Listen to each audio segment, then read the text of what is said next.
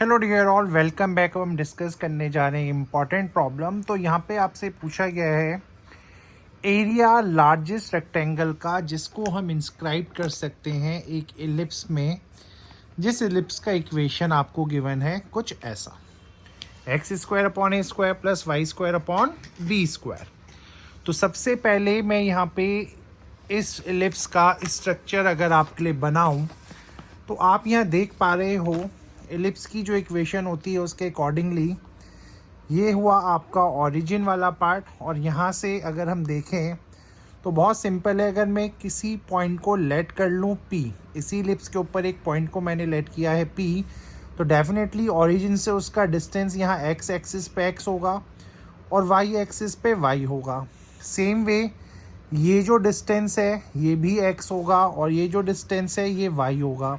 तो कुल मिला के ये जो रेक्टेंगल है, अगर मैं इसको यहाँ पे नाम दे दूँ ABCD, तो यहाँ पे इसकी लेंथ हो जाएगी x और x यानी 2x और ब्रेथ आपकी हो जाएगी y और y यानी 2y। ठीक है, तो कल के दिन अगर मैं यहाँ पे एरिया की बात करूँगा, अगर मैं इस क्वेश्चन में एरिया की बात करूँ इसी रेक्टेंगल के, तो वो हो जाएगा L इंटू बी के हिसाब से 4 इंटू XY।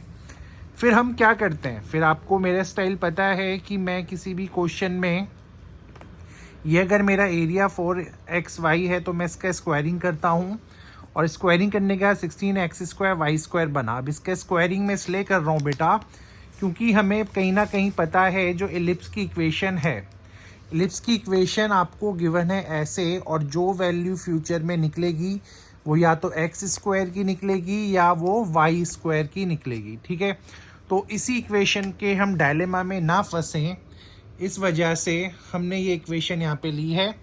तो यहाँ से अगर मैं y² की वैल्यू निकालूँ, क्योंकि मैं यहाँ y² को अगर सब्स्टिट्यूट करना चाह रहा हूँ, तो y² की जो वैल्यू यहाँ से आएगी रिप्लेस करके, ये देखो ये पूरा यहाँ चला जाएगा। ठीक है, फिर ये b² ऊपर चला जाएगा क्योंकि डिवाइड में तो मल्टीप्लाई हो जाएगा, यहाँ LCM अगर आप लेंगे तो फाइनली आप जिस फॉर्म में पहुँचेंगे वो है ये।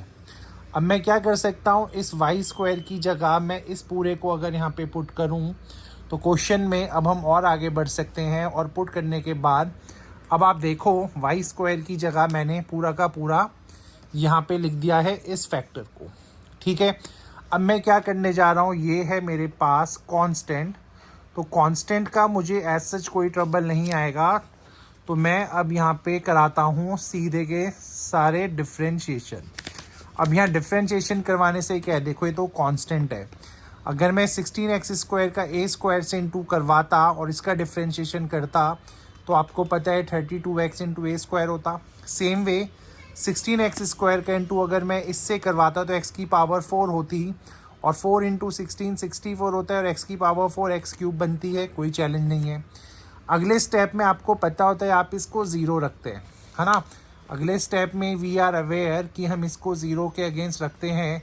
तो जब आपने इसको ज़ीरो के अगेंस्ट रखा तो ये तो जो मल्टीप्लिकेशन में जा रखा है पूरा यहाँ जाके ज़ीरो हो जाएगा, प्लस 32x भी ज़ीरो के इक्वल होगा, तो x की वैल्यू ज़ीरो है जो कि पॉसिबल नहीं हो पाएगी क्योंकि लेंथ का कुछ तो भाई होगा ना डायमेंशन, तो x ज़ीरो नहीं हो सकता।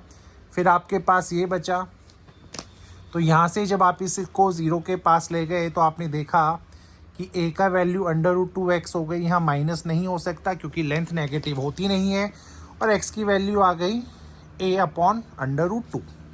तो सिमिलरली अगर मैं इस a/√2 को पुट करता इस इक्वेशन में जो कि मैंने ऊपर आपके लिए फाइंड करी थी, तो यहाँ से मुझे b का वैल्यू भी क्या मिलता, b/√2, ये y का वैल्यू है, सॉरी इट्स नॉट b, तो y का वैल्यू जो मुझे मिलता वो मिलता मुझे b/√2। तो यहाँ तक भी कोई ट्रबल नहीं है। तो फाइनली मेरे पास x और y का वैल्यू आया, लेकिन अभी मुझे अगर इसको मैक्सिमाइज करके दिखाना है तो एक बार मुझे फर्दर यहाँ पे डिफ्रेंशिएशन करना पड़ेगा।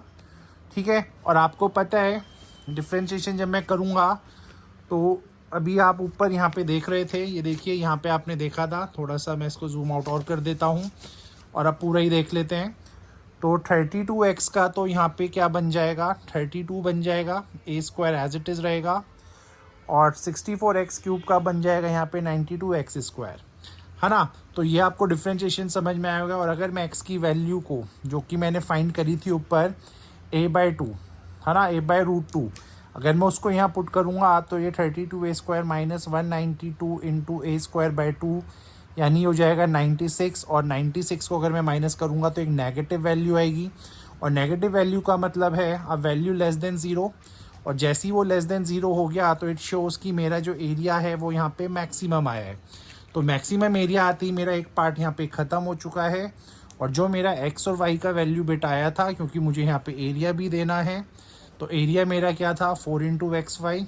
ठीक है, तो x की वैल्यू ये है, y की वैल्यू है, मैंने दोनों को पुट किया, √2 होता है जो इस 4 को कट करके आंसर दे देगा 2ab² units. So with this way this question is done. Hopefully समझ में आ गया होगा कि इस क्वेश्चन में एग्जैक्टली हुआ क्या है। Thank you.